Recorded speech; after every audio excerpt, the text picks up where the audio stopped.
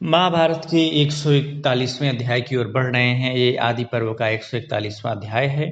जैसा कि हमने पिछले अध्याय में जाना कि पांडवों की फैन फॉलोइंग एकदम बढ़ गई थी। सारी प्रजा पांडवों की हमेशा प्रशंसा करती थी और हर चौराहों पर, हर गली नुक्कड़ों पर केवल युधिष्ठिर की ही प्रशंसा होती थी कि वो बहुत योग्य हैं, उनको राजा बना देना चाहिए। यह सुनकर के दुर्योधन बहुत ज़्यादा दुखी हो गया था और वह अपने पिता धृतराष्ट्र के पास आकर के बातें कहता है कि हे पिताजी, जिस तरह से युधिष्ठिर की फैन फॉलोइंग जनता के बीच में है, ऐसा लग रहा है कि युधिष्ठिर राजा बनेंगे और युधिष्ठिर राजा बन जाएंगे तो फिर हमको सब भाइयों को युधिष्ठिर के अधीन होकर के रहना पड़ेगा। ये सारी बातें कहता है। तो अपने बेटे की बात सुन करके और उसके पहले जो कणिक नाम का मंत्री था वो भी बताया था उनको कि पांडवों के साथ कैसा व्यवहार करना चाहिए। ये सब सुन करके सोच करके धृतराष्ट्र बहुत ही दुखी हो गए कि वो करे क्या। तो उन्होंने अपने पुत्र से ही पूछा क्या करना चाहिए। तब दुर्योधन, कर्ण, शकुनी और दुशासन इन सब को साथ बैठा करके दुर्योधन ने सलाह किया और फिर अपने पिता धृतराष्ट्र से कहा कि पांडवों से भय न हो, उसके लिए हम ये चाहते हैं कि पांडवों को थोड़ा नगर से दूर वारणावत नाम की एक हम लोगों का नगर है, वहाँ भेज दीजिए। तो धृतराष्ट्र 2 घड़ी तक तो सोचते रहे क्या किया जाए। फिर बोले कि पांडव लोग तो हमेशा धर्म का पालन करते हैं, खास करके मेरा तो बहुत ज़्यादा सम्मान करते हैं। और उन्होंने तो कभी ये भी नहीं कहा कि पिताजी, मतलब ये भी नहीं कहा कि ये राज्य उनका है। वह तो हमेशा यही कहते हैं कि हे ज्येष्ठ पिता, ये राज्य आपका ही है। युधिष्ठिर बड़ा धर्मात्मा आदमी है, तो उसको यहाँ से हटाना हमको ठीक नहीं लगता है, क्योंकि ये उसी के बाप का राज्य है। और साथ में इस समय जितने लोग भी हमारे राज्य में पदों पर बैठे हुए उच्च अधिकारी हैं, वह पांडु के ही सब लोग समर्थक हैं। तो पांडु के समर्थक हैं तो समझो पांडवों के ही हित चाहने वाले लोग हैं। और युधिष्ठिर के बाप पांडु ने भी नागरिकों के लिए बहुत अच्छा काम किया था, प्रजा उनकी बहुत फैन है। तो अगर हम लोग युधिष्ठिर और पांडवों को यहाँ से हटा करके वारणावत भेजना चाहेंगे तो प्रजा विद्रोही हो जाएगी और हम लोगों की हत्या कर सकती है। तब दुर्योधन ने कहा कि हाँ, ये बात तो मेरे दिमाग में भी आई कि प्रजा विद्रोह कर देगी, इसीलिए मैंने पहले ही प्रजाजनों में बहुत सारा धन बांटा है और जो जो लोग भी प्रजा के मेन थे उनका बहुत आदर सम्मान करके अपने में मिलाने की कोशिश की है। उसी तरह से मैंने राज्य में जो भी श्रेष्ठ मंत्री और अधिकारी थे उनको भी खजाना दे करके अपने और मिलाने की कोशिश की है। तो इस समय पिताजी, खजाना और मंत्रिमंडल तो हम लोगों के ही अधीन है, तो हम लोग कुछ ऐसा उपाय करें जिससे कि पांडवों को बहुत बुरा भी न लगे और जनता को भी बहुत बुरा न लगे, और पांडवों को हम लोग वारणावत नगर में भेज दें, यहाँ से दूर भेज दें। और जब यह राज्य पूरी तरह से मेरे कब्जे में आ जाएगा, लोगों का मन मेरी ओर हो जाएगा, तब हम लोग कुंती और पांडवों को पुनः बुला लाएंगे। तो धृतराष्ट्र ने कहा कि हाँ बेटे, तुम जो बात कह रहे हो वो तो मेरे मन में भी चल रही है, लेकिन चूंकि ये अन्याय है इसीलिए मैं खोल करके ये बात कह नहीं पा रहा हूँ, लेकिन दिमाग में तो मेरे भी यही है, क्योंकि मुझे इस बात का डर है कि भीष्म, द्रोणाचार्य, विदुर और कृपाचार्य ये कुंती पुत्रों को, पांडवों को यहाँ से दूसरी जगह भेजने की अनुमति नहीं देंगे और उन कुरुवंशियों के खिलाफ जाना हमको थोड़ा सा डर लग रहा है। क्योंकि अगर हम ऐसा विषम व्यवहार पांडवों के साथ करेंगे तो ये महात्मा लोग चाहे अन्य साधारण जनता हमको मार डालेगी, हमारा वध कर डालेगी। तो दुर्योधन कहा, अरे पिताजी, भीष्म जी तो मध्यस्थ रहते हैं, उनके लिए जैसे कौरव वैसे पांडव, तो उनसे तो डरिए ही मत। जो द्रोणाचार्य के पुत्र अश्वत्थामा है वह तो मेरा मित्र है, और जब अश्वत्थामा मेरा मित्र है तो द्रोणाचार्य जी भी हम लोगों के पाले में ही रहेंगे। अब द्रोणाचार्य जी भी हम लोगों के पाले में हैं, तो कृपाचार्य तो अश्वत्थामा के मामा और द्रोणाचार्य के साले साहब हैं, तो वह भी हम लोगों के पाले में ही रहेंगे। और विदुर जी तो महामंत्री हैं, तो विदुर जी भले ही कितने पांडवों से प्रेम करते हों लेकिन बहुत खिलाफ नहीं जा पाएंगे, और अकेले विदुर क्या ही कर लेंगे। इसीलिए आप निश्चिंत होकर के पांडवों को कुंती के साथ वारणावत भेज दीजिए और ऐसी व्यवस्था करिए कि वो लोग जल्दी से जल्दी चले जाएं, क्योंकि उन लोगों के यहाँ रहने से मेरे हृदय में जो जलन होती है उससे मुझे रातों को नींद नहीं आती। पिताजी जल्दी से ये काम करके मेरे हृदय को ठंडक पहुंचाइए। इस तरह से 141वां अध्याय समाप्त होता है। 142वें अध्याय की ओर हम बढ़ते हैं।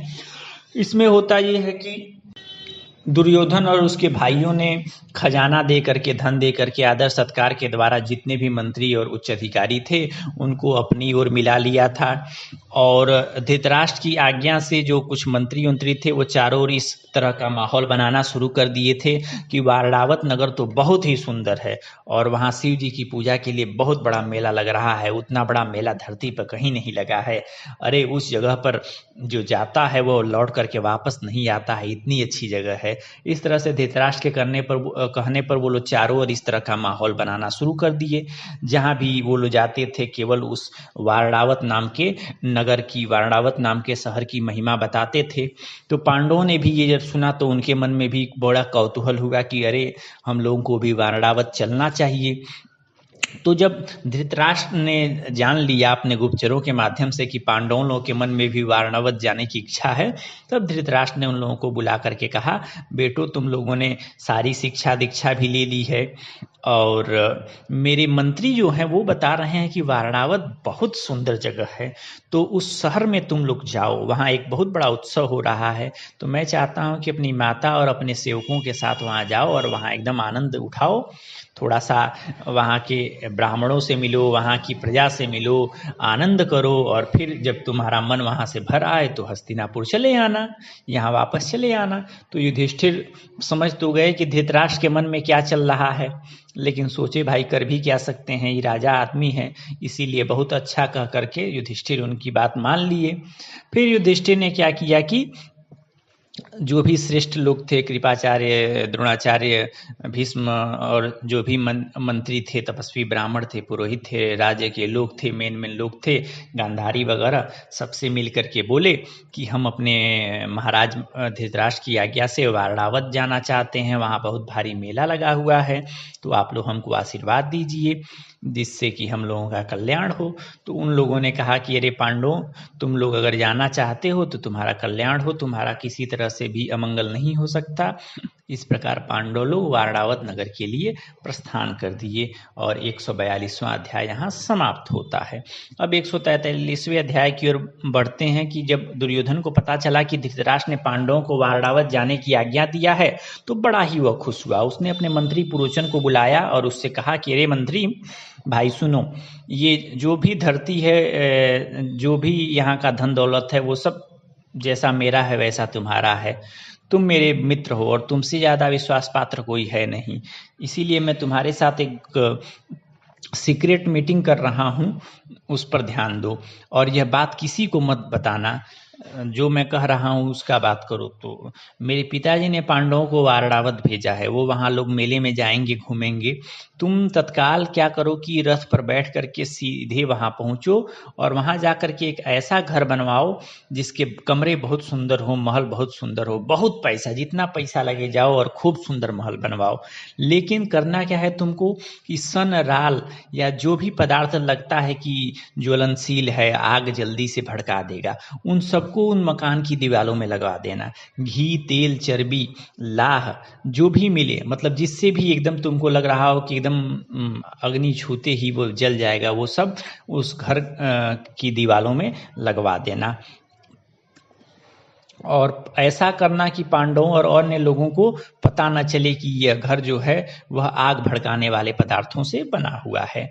और पांडवों का वहाँ बड़ा सम्मान करके वहीं ठहरा देना पांडवों को, और ऐसी दिव्य व्यवस्था करना पांडवों के रहने की कि जब मेरे पिताजी सुने कि पांडवों के लिए दुर्योधन ने बड़ा ही अच्छा महल बनवाया है, बड़ा सम्मान कर रहा है, तो मेरे पिताजी को बड़ी संतुष्टि हो, ताकि पिताजी भी इस मामले को अच्छे से समझ न पाएँ।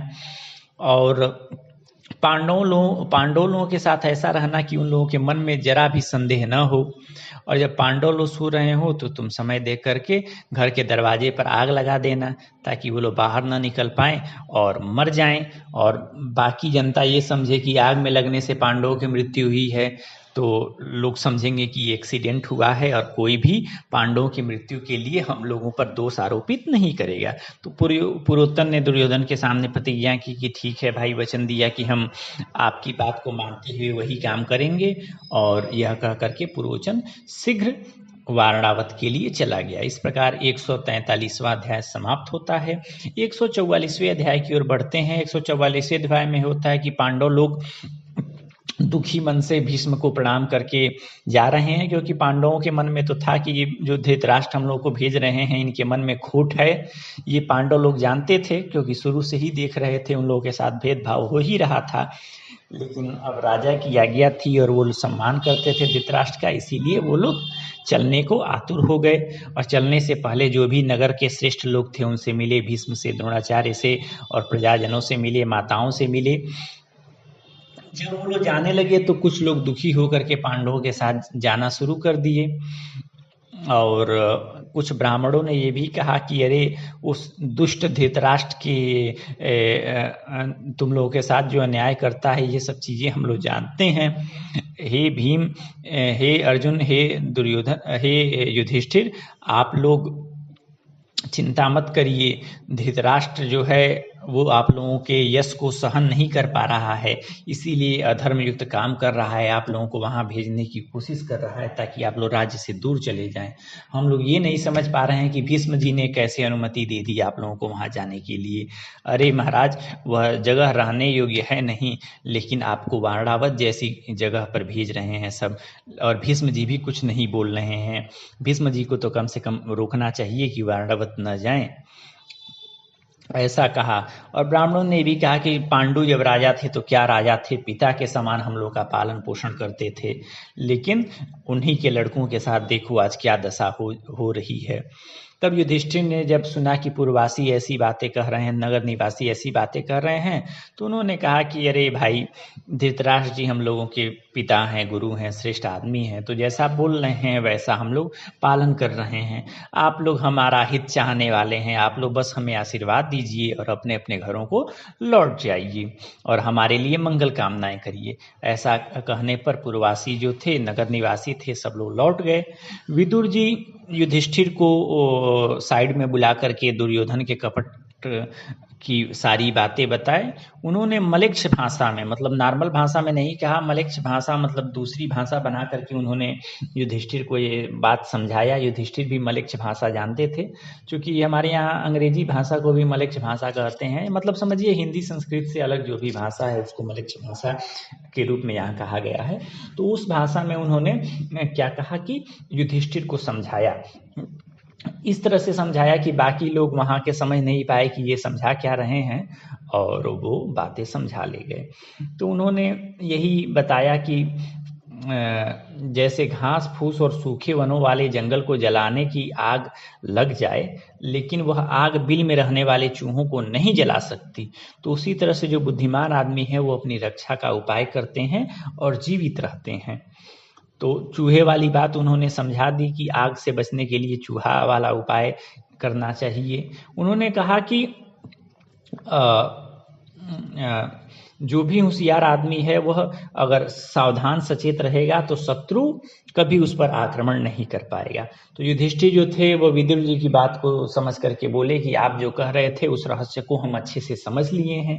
इस प्रकार पांडवों को कर्तव्य की शिक्षा देकर के विदुर जी कुछ दूर तक गए उनके साथ और फिर वापस लौट आए उनको छोड़ करके। अब जब सब लोग लौट आए तो कुंती ने युधिष्ठिर से पूछा कि विदुर जी ने जो बातें कही वो हमको समझ में नहीं आई, लेकिन तुम समझ गए और बहुत अच्छा कह करके उनकी बात सुन लिए, तो जरा खोल के बताओ कि वो बात क्या है। तब युधिष्ठिर ने कहा, माता विदुर जी ने हमको यही बताया कि जिस घर में तुम ठहरोगे वहाँ आग से भय है, इस बात को जान लो, और इसीलिए तुम आसपास के सारे रास्तों को जान लो ताकि जब आग से बच करके निकलो तो तुमको सारे रास्ते मालूम होने चाहिए। साथ ही उन्होंने ये भी कहा कि अगर तुम होशियारी से काम लोगे तो एक दिन सारी धरती के राजा बनोगे। तो ये सारी बातें जब उन्होंने मुझको बताई तो मैंने विदुर जी को कहा कि हाँ, मैं सारी बातें समझ गया। इस प्रकार पांडव लोग हस्तिनापुर से निकल करके वारणावत पहुंच गए और ये महाभारत का 144वां अध्याय समाप्त होता है। महाभारत के 145वें अध्याय की ओर बढ़ते हैं, जहां वारणावत की प्रजा ने जब सुना कि पांडव लोग आए हैं तो पांडवों का उन्होंने बहुत सम्मान किया। सब लोग अपने अपने घर से जो भी अच्छी अच्छी वस्तुएं थी भेंट के रूप में गिफ्ट देने के लिए, उनकी अगवानी करने के लिए पहुंचे। सब लोग उनका बहुत जय जयकारा कर रहे थे, युधिष्ठिर का बहुत ज़्यादा जयकार कर रहे थे। वहाँ पुरोचन भी आया और उनका सम्मान करते हुए उनको महल में लेकर के गया। और 10 दिन जब पांडव लोग वहाँ रह लिए, तब पुरोचन ने उनको जो नया घर बनवाया था, जिसका नाम उसने शिव भवन रखा था, उसमें प्रवेश करवाया कि महाराज आप लोग इस नए भवन में प्रवेश करिए। अब युधिष्ठिर ने जब पूरा भवन देख लिया तो उन्होंने भीम से कहा कि भाई ये भवन तो ऐसी वस्तुओं से बना है जो आग भड़काने वाली हैं, मतलब आग में बहुत खतरनाक जलती हैं, क्योंकि इस घर की दीवारों में मुझे घी और लाह से मिली हुई चर्बी की गंध आ रही है। यह घर बना ही जलाने के लिए हम लोगों के है। इसलिए उन्होंने कहा, और ये भी कहा कि विदुर जी ने हम लोगों को पहले ही बता दिया था कि इस तरह की घटनाएं हो सकती हैं। विदुर जी हम लोगों का बहुत हित चाहने वाले लोग हैं, इसीलिए उन्होंने दुर्योधन के षड्यंत्र को बता दिया है। तो भीम ने कहा कि अरे भैया, तो हम लोग इस घर में क्यों रह रहे हैं, चलिए ना हम लोग दूसरे यहाँ जगह रहें। तब युधिष्ठिर ने कहा नहीं नहीं, हम लोगों को किसी तरह से भी ये पुरोचन को नहीं पता लगने देना है कि हम लोग उसके रहस्य को समझ गए हैं। हम लोग को ऐसे समझना है कि ऐसे आचरण करना है कि पुरोचन को लगे कि हम लोग उस पर खूब विश्वास करते हैं। क्योंकि भाई राजा धृतराष्ट्र हैं, कुछ हो नहीं सकता है। अगर हम लोग यहाँ जल के मर जाएं और उसके बाद भीष्म पितामह कौरवों पर क्रोध भी कर लें तो क्रोध से क्या फायदा होगा, कोई फायदा नहीं होगा।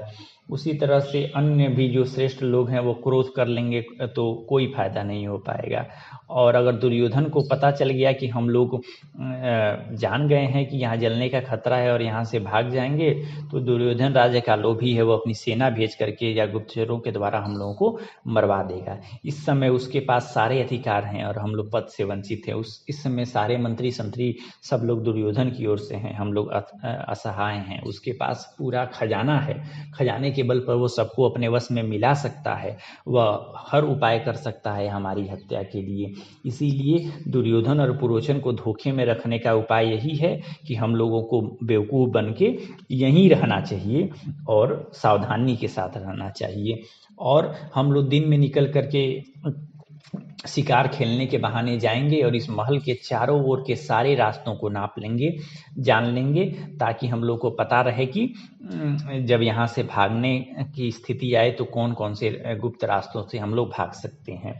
और आज ही से हम लोग ज़मीन में एक सुरंग तैयार कराना शुरू करा देंगे, ताकि अगर आग लगे तो हम लोग उस सुरंग के माध्यम से निकल करके भाग सके। और ये भी ध्यान रखना है कि हम लोगों को कि पुरोचन को इसके बारे में कोई जानकारी न हो, साथ ही यहाँ के रहने वाले नगर निवासियों को भी इस बारे में कोई पता नहीं चलना चाहिए। इस प्रकार युधिष्ठिर ने भीम के साथ अपनी मंत्रणा की और 145वां अध्याय समाप्त होता है। 146वें अध्याय की ओर बढ़ते हैं कि विदुर जी जो थे उन्होंने एक सुरंग खोदने वाले, एक महान मतलब एक बहुत अच्छे सुरंग खोदने वाले को पांडवों के पास भेजा। वह एकांत में पांडवों से मिला और बताया कि वह सुरंग खोदना जानता है और उसको विदुर जी ने ही भेजा है। तो आप बताइए कि वह कहाँ से अपना काम स्टार्ट करे। और विदुर जी ने ये भी बताया है कि कृष्ण पक्ष की चतुर्दशी की रात को पुरोचन आप लोगों के यहाँ आग लगवा देगा। दुर्योधन यही चाहता है कि आप सारे पांडव लोग अपनी माता कुंती के साथ मर जाएं।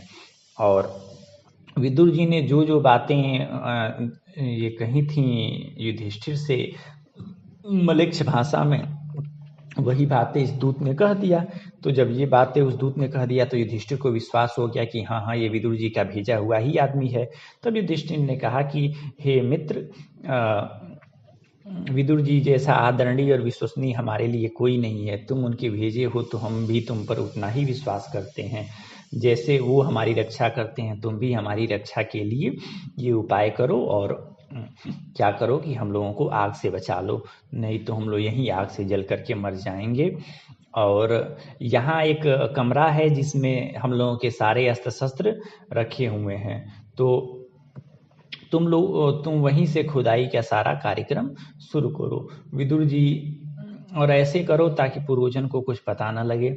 ऐसा ऐसा कहने पर सुरंग खोदने वाले ने सुरंग तैयार करना शुरू कर दिया, और उस भवन के बीचों बीच से उसने सुरंग निकाला था।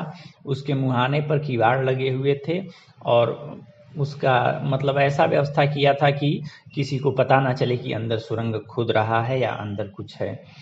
और सुरंग का जो मुख होता है वो सुरंग खोदने वाले ने बंद कर रखा था ताकि पुरोचन को पता न चले।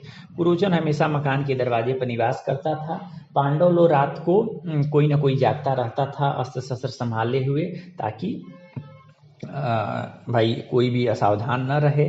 साथ ही दिन में वो लोग हिरन खेलने के मतलब क्या करते थे कि मृगचर्या के बहाने, हिंसक पशुओं को मारने के बहाने एक वन से दूसरे वन में घूमते रहते थे, लेकिन उनका मोटो यही था कि नए नए रास्ते तलाशना, पता करना कि अगर यहाँ से भागना हो तो कौन सा रास्ता ठीक रहेगा, ताकि दुर्योधन के सैनिक उनका पीछा न कर पाए। पांडव लोग ऊपर से ऐसा दिखाते थे कि वो पुरोचन से बहुत प्रसन्न हैं और पुरोचन पर पूरा विश्वास करते हैं। तो उस समय कोई भी पांडवों के इस रहस्य को नहीं जानता था कि पांडव लोग ये बातें जान गए हैं। इस प्रकार 146वां अध्याय समाप्त होता है। 147वें अध्याय की ओर जाते हैं, जहां हम लोग जानेंगे कि लाक्षागृह का कैसे दाह हुआ, मतलब लाक्षागृह को कैसे जलाया गया। अब पांडव लोग वहां 1 साल से रह रहे हैं। पुरोचन को पूरा बहुत खुशी हुई कि 1 साल हो गया है और पांडव लोग हमारे ऊपर बहुत विश्वास करते हैं। अब युधिष्ठिर ने अपने भाइयों से कहा कि पुरोचन को हम लोगों पर पूरा विश्वास हो गया है, अब हम लोगों को लगता है कि अब हम लोग को यहाँ से भाग चलना चाहिए। तो चलो हम लोग क्या करते हैं कि हम लोग यहाँ के जो अस्त्र शस्त्र भंडार हैं वहाँ आग लगा देते हैं, ताकि भाई पुरोचन के सैनिक जो हैं वो अस्त्र शस्त्र नहीं ले पाएंगे हम लोग पर हमला करने के लिए। और हम लोग इसी जगह पुरोचन को भी जला दें, और साथ ही 6 प्राणियों को और जलाना पड़ेगा, ताकि किसी को पता न लगे कि क्या हो, उन लोग मैंने सबको संदेह यही हो कि पांडव लोग कुंती के साथ मर गए, इसीलिए पुरोचन के साथ साथ 6 प्राणी और मरे तो ज़्यादा सही रहेगा। इस प्रकार की मंत्रणा उन्होंने कर दिया कि कैसे क्या करना है। तब एक बार की बात है कि कुंती जो थी वो रात के समय ब्राह्मण भोज कराई। वहाँ बहुत सी स्त्रियां आई, सब लोग खा पी करके कुंती की आज्ञा लेकर के लौट गईं। उसी समय एक भीलनी भी थी, वह भी 5 बच्चों अपने बेटों को लेकर के भोजन करने की इच्छा से आई थी। तो जब वह आई तो वहाँ मदिरा पी करके एकदम मतवाली हो गई। उसके पुत्र भी मदिरा पी करके एकदम सो गए, और जब सारे सो गए तो एकदम उठाने पर भी उठ नहीं रहे थे। तब क्या हुआ कि भीम ने कहा कि यही अच्छा अवसर है कि ये 6 लोग दिख ही रहे हैं, एक महिला और उसके साथ 5 उसके पुत्र, और पुरोचन है ये है, तो यही समय है आग लगाने का। तो भीम ने वहाँ ही सबसे पहले आग लगाया जहाँ पुरोचन सो रहा था। फिर उन्होंने लाक्षागृह के मुख्य द्वार पर भी आग लगा दिया, फिर घर के चारों ओर आग लगा दिया, और पांडव अपनी माता कुंती के साथ उसी सुरंग में घुस करके वहां से निकल लिए। अब जब आग की चटचट से पूरा महल जलने लगा तो सारे नगरवासी जाग गए और बेचारे रोने लगे। सब लोगों ने कहा कि अरे पुरोचन नाम के पापी ने, इस पापी पुरोचन ने ही दुर्योधन की आज्ञा से पांडवों को जलवाया और खुद भी जल गया। वह दुष्ट है धृतराष्ट्र, जिसकी बुद्धि इतनी अपवित्र थी कि जिसने अपने ही भतीजे पांडवों को मार डाला। अरे चलो, ये तो कम से कम अच्छा हुआ कि पुरोचन भी इसी आग में जल करके भस्म हुआ। इस तरह से सारे नगरवासी रोने लगे कि याह, ऐसे पांडव इतने अच्छे लोग आखिर इस जल में मर गए। और इधर तो पांडव लोग आराम से अपनी माता के साथ सुरंग को पार करते हुए वापस चले आए। पांडव लोग चूंकि रात में चल रहे थे तो नींद और आलस से डर भी लग रहा था, क्योंकि भाई कुछ भी हो सकता था। तो वो लोग धीरे धीरे अपना चलते हुए जा रहे थे। भीम अपने सारे भाइयों और माताओं को साथ में लेकर के जा रहे थे। माता को कंधे पर बैठा लिया, नकुल सहदेव को अपनी गोद में बैठा लिया, और बाकी युधिष्ठिर और अर्जुन उनका बाह पकड़ करके उनके साथ चल रहे थे। और इस तरह से भीम सबको साथ में लेकर के आगे बढ़ रहे थे। महाभारत का 147वां अध्याय समाप्त होता है। हम लोग 148वें अध्याय की ओर बढ़ते हैं। फिर विदुर जी ने एक और आदमी को भेजा हुआ था एक वन में, जिसने क्या किया कि ये नदी के किनारे नाव लेकर के जो पहले से खड़ा था, और उस नाविक ने क्या किया कि युधिष्ठिर से कहा कि मैं विदुर जी का भेजा हुआ आदमी हूँ और आपको विश्वास हो जाए इसलिए मैं वही बात मलेच्छ वाली सुनाता हूँ जो मलेच्छ भाषा में जो विदुर जी ने आपसे कहा था कि घास फूस और सूखे वृक्षों के जंगल को जलाने वाली आग जब वन में फैल जाती है तब भी वह बिल में रहने वाले चूहे आदि जंतुओं को नहीं जलाती है। ऐसा समझकर जो अपनी रक्षा करता है वही जीवित रहता है। ये बात आपसे विदुर जी ने कहा था, वही कोड वर्ड जो है मैं आपसे कहता हूँ। अब तो आपको विश्वास हो जाना चाहिए कि मैं विदुर जी का भेजा हुआ आदमी हूँ और आपको मुझ पर विश्वास करना चाहिए। तो युधिष्ठिर ने कहा कि हाँ भाई, तुम ये जो बात बोले हो मलेच्छ भाषा में, इससे हमको विश्वास हो गया कि हाँ तुम ही विदुर के भेजे हुए आदमी हो। मतलब कोड वर्ड उस समय भी चलता था, समझ रहे हैं मित्रों। तो अब विश्वास हो गया युधिष्ठिर को। तो फिर उस आदमी ने कहा कि विदुर जी ने ये भी कहा है कि आप लोग चिंता मत करिए, आप लोग अगर भविष्य में युद्ध भी हुआ तो आप लोग कौरवों को पराजित करेंगे, इसमें कोई संशय नहीं है। और ये नाव उन्होंने आप लोगों के लिए ही तैयार करवाई थी, यह नाव आप लोगों को रातों रात दूसरी जगह छोड़ देगी। तब पांडवों को बैठा करके गंगा नदी को उन्होंने पार कर लिया और इधर उस नाविक ने पांडवों को गंगा जी के उस पार पहुंचा दिया और फिर नाविक उन लोगों को प्रणाम करके लौट गया। इस प्रकार पांडव लोग तेजी से उस वारणावत नाम की जगह से निकल गए और कोई भी उनको न देख सका न पहचान सका। इस प्रकार 148वां अध्याय भी महाभारत का समाप्त होता है। हम 149वें अध्याय की ओर आते हैं। यहाँ होता ये है कि रात बीत गई थी और बहुत लोग वहाँ आए और देख करके आग बुझाने की कोशिश किए। उन्होंने देखा कि आग तो पूरा जल गया है, सब मंत्री भी जल गया है पुरोचन, और पांडव मतलब 500 भी देखे और एक महिला का 100 मतलब 600 भी देखे। तो उनको लगा कि पांडव भी जल गया है। तो सब लोग धृतराष्ट्र और दुर्योधन को गाली देना शुरू कर दिए और साथ ही वो भीष्म जी को भी गाली दे रहे थे कि भीष्म जी भी धर्म का अनुसरण नहीं कर रहे हैं, द्रोणाचार्य, विदुर और कृपाचार्य भी धर्म का अनुसरण नहीं कर रहे हैं। अब आओ हम लोग संदेश भेज दें धृतराष्ट्र के पास कि अरे धृतराष्ट्र, अब तो तुम्हारे कलेजे को ठंडक पहुंची ना कि तुम्हारे भतीजे पांडव जल गए। उन्होंने पांडव को ढूंढने की बहुत कोशिश की। तो 5 पुत्रों के साथ वो भीलनी की लाश उन्होंने देखी तो उनको यही लगा कि पांडव लोग तो मर गए। और जो सुरंग खोदने वाला आदमी था उसने क्या किया कि वो भी वहीं था। तो उसने क्या किया कि सुरंग के छेद को ऐसे ढक दिया कि किसी को वह सुरंग दिखा ही नहीं। तो किसी को थोड़ा भी संदेह नहीं हुआ कि भाई पांडव लोग सुरंग के माध्यम से निकले होंगे। तो वारणावत के लोगों ने बता दिया कि पांडव और पुरोचन जल करके मर गए। तो जब धृतराष्ट्र को पता चला कि पांडु पुत्र पांडव मर गए तो वो दुखी होकर के विलाप करने लगे और रोने होने लगे और बोले कि भाई पांडव की लाश को लाया जाए और दाह संस्कार किया जाए, जो कुछ हो सकता है वो किया जाए। इस तरह धृतराष्ट्र ने पांडवों के लिए जो जलांजलि वगैरह कार्यक्रम होता है वो सब दिया। भीष्म और अन्य भी जो कौरव लोग थे वो लोग भी गंगा नदी के तट पर आए और शोकमग्न होकर के विलाप करने लगे। कोई चिल्ला रहा था कि हाय युधिष्ठिर, कोई भीम का नाम लेकर के रो रहा था, कोई अर्जुन का नाम लेकर के रो रहा था, कोई नकुल सहदेव का नाम लेकर के रो रहा था, कोई कुंती को याद करके रो रहा है। इस प्रकार जो नगर के लोग थे वो बहुत ज़्यादा रो रहे थे। बस एक विदुर जी ही थे जो बस नाटक कर रहे थे रोने का, बहुत मन से रो नहीं रहे थे। फिर भीष्म को रोते हुए देख करके, भीष्म पितामह को रोते देख करके विदुर जी उनके पास गए। इधर भीष्म जी एकदम रो गा रहे थे कि याह मेरे मतलब नाती ये सब मर गए, ऐसा कैसे हो सकता है, उनकी मृत्यु कैसे हो सकती है, यही सब कह करके रो रहे थे। तो भीष्म जी को रोते देख करके विदुर जी ने उनको साइड में बुलाया और कहा कि महाराज आप पांडवों के लिए ये तर्पण वर्पण वाला कार्यक्रम मत करें, जलांजलि वगैरह मत दें। तो भीष्म जी बोले ऐसा क्यों? तब उन्होंने उनको बताया कि जो पांडव हैं वह जीवित बच गए हैं, मरे नहीं हैं। तो भीष्म ने पूछा अरे कैसे जीवित बच गए जी, क्या हो गया तुम बताओ। तब विदुर जी ने सारी बातें बताई कि अरे महाराज, दुर्योधन वगैरह लोग तो मारने का पूरा प्लान ही कर लिए थे, लेकिन मैंने ऐसा ऐसा उपाय किया और पांडवों को बचा लिया। अब पांडव लोग बच करके गंगा नदी के उस पार पहुंच चुके हैं और आपको चिंता करने की कोई आवश्यकता नहीं है। पांडव लोग आगे बढ़ करके एक घने जंगल की ओर चले गए हैं। और ये सारी बातें बताई तो भीष्म को बहुत संतुष्टि हुई।